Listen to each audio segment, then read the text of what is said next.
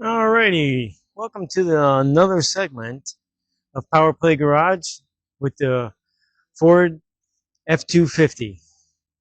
And I last showed on when I posted the video this morning, the engine out. It's on the engine stand. So I just been spending some time actually just doing some labeling. No big deal, even though it's easier to figure it out once you put it back together. But it's just simpler when you have tags on even the most simplest things like the belts. But also, I took brake clean and I went around with I'll show you with brake clean, scrub brushes, parts cleaner brush on areas that needed more attention before I take the pressure washer to it. I plugged all the spark plug holes with rubber plugs. Let me take you around and show you. Well, I wanted to scrub on the exhaust area so that the tape will stick pretty good.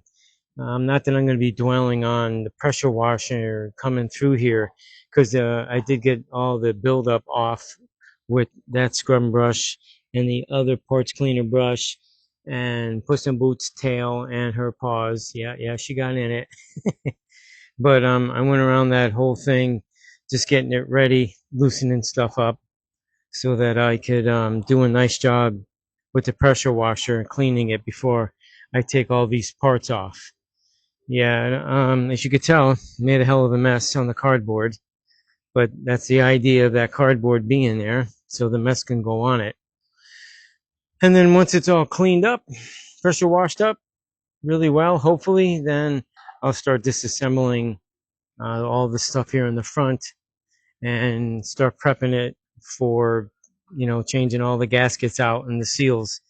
And when I put it back together, I'm going to leave this one part out. I guess there was a pollution pump here, but this part of the bracket isn't needed. I'll put a thick washer there to take the place of this piece of steel, and I think that'll be just fine. I would have liked to remove all of this, but it's a part of the alternator bracket, and I don't know if they have an aftermarket one. I don't really think it's really necessary, because I'm going to paint stuff like this black, and the rest of the engine will be that engine Ford blue. I don't know actually the name of it, but between that and that color and a little bit of chrome, it'll look really sharp under the hood. And I'm hoping that I can talk them out of these silly things here. I don't like this stuff. It doesn't really do anything, and they're kind of tough to, get a nice good seal on there when it comes to the gasket. I rather use other stuff that help these type of valve covers. I don't know. I noticed some of these aftermarket things don't really work that well. You're usually between the gasket and a bunch of silicone is usually how you can get to prevent them from leaking. But anyhow, I don't think they're cheap, but nevertheless, I want to take all the preventions I can and keeping it dry and tight. So that's the plan. That's the scoop. In the meantime, till the next part, stand by. Well, here we are, and it has been pressure washed. You can see how wet it is, but the tape is still in place, which is a great thing. My rubber plugs are in there. No worries there. So now all I'm going to do is take the blower to it and get all the water off of it. Yep, see the tape is still on that side. And then it's going to be a matter of just start taking all this stuff off. I'm pretty sure he's going to want me to get a new water pump if I'm going through all this trouble. So I'll reach out to him tomorrow and find out. So stand by. All right, here we are. As you can tell, I got the front end of the engine apart, all the accessories, and including the water pump, which is, I was going to ask the client, but I reached out, and he was at dinner, and that was at 7:30, and it's an hour and a half later. It's okay. But after taking it off, regardless, we definitely need a new one. I was just going to confirm it with him, that's all. I'm sure he would have said, yeah, go ahead and get her done. But you could see all the buildup of the corrosion coming from the cast aluminum to the back plate. I don't want to tip the bolts off, but you can see how it's all rusted and starting to rot right through in this back plate of that water pump. So it'll be money well spent. Now this cover's got to come off along with the oil pan. So when I go to take the oil pan off, I will be removing the timing chain housing. It's more of a housing than a cover. 350s have covers. This 351, you can see it's pretty thick. So it actually houses the actual timing chain assembly. So that's that on that silliness. I'm about to pull the valve covers off, take the cap off, set it aside, and get some more of the weight off this thing. I think it's been sitting upright long enough so that any oil that was up in the top of the valve area, the rocker arm area, should have been settled down to the bottom of the oil pan. I'm going to drain out whatever is left, even though I already did drain it once, but you never know. So I'll just make sure most of it is out and then continue on. So until that happens, stand by. Well, there you have it. Covers are off, valve covers, and the oil pan. There you go. Not too shabby. Somewhat cruddy down there. Not too thick, but a little nasty. For 37,000 miles, I thought it'd be cleaner than that, but hey, who knows? This could have been in part once before, I'm not sure. It don't look like factory gaskets, just my opinion. So there it is.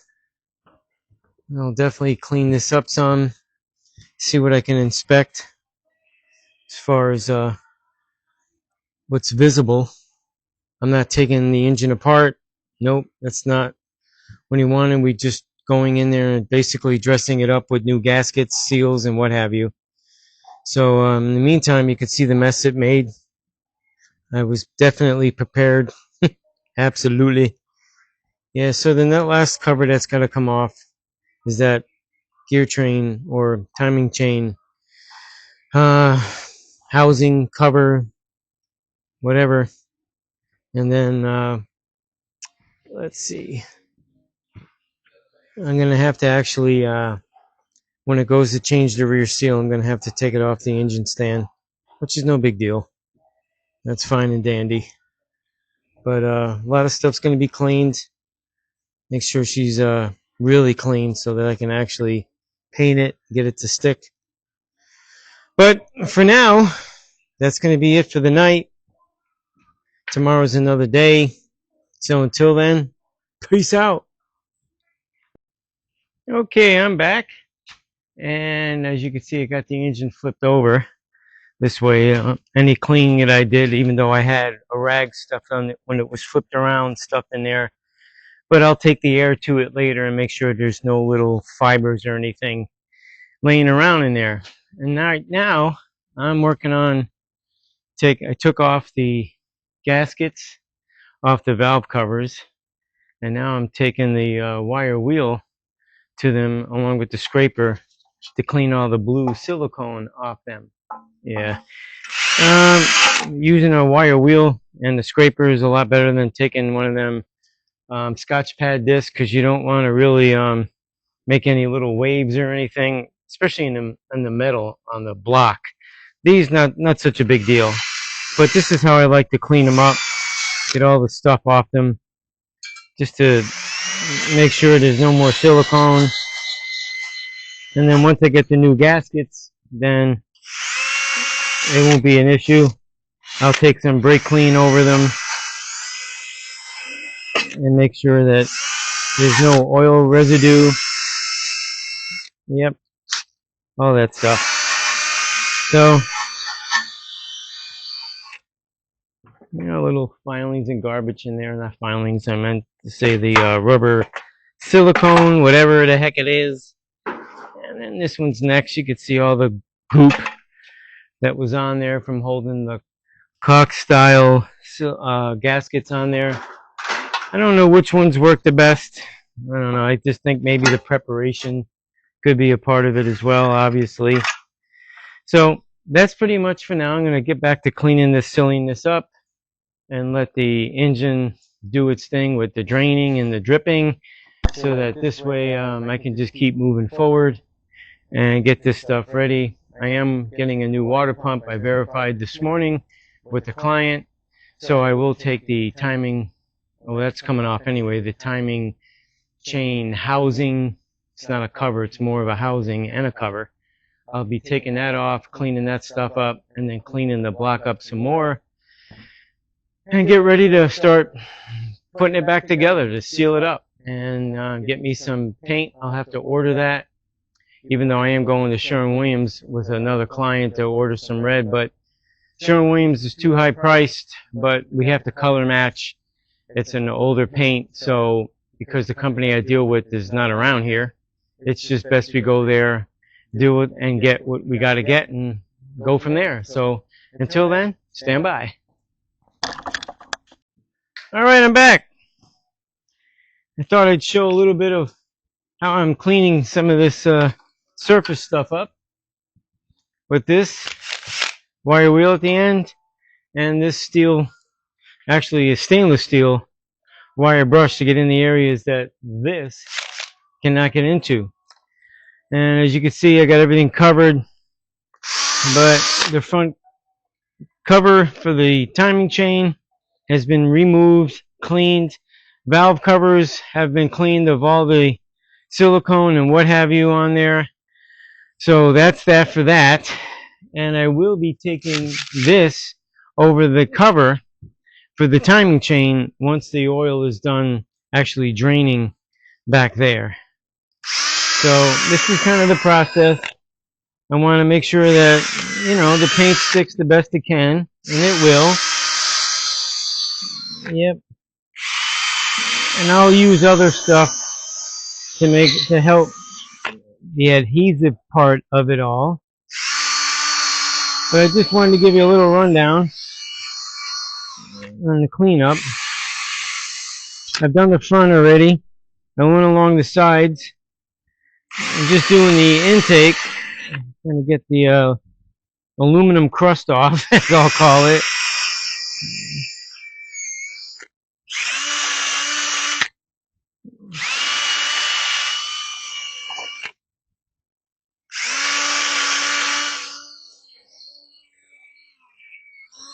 Years of sitting, this is what it does. Yep.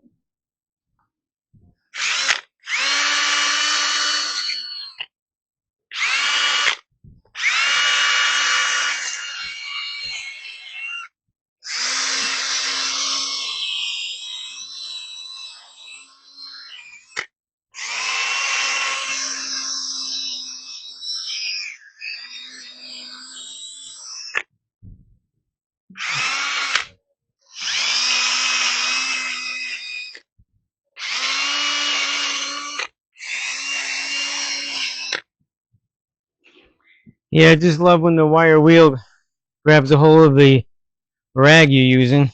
That works out pretty well, I'm sure.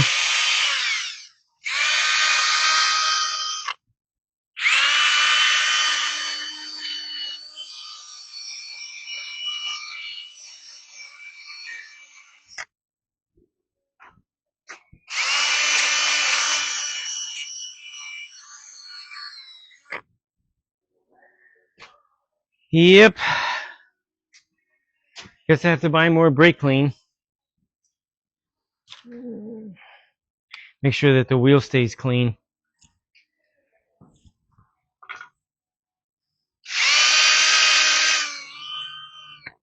I will be taking the tape off and putting it on a little bit differently. So when I go to paint it,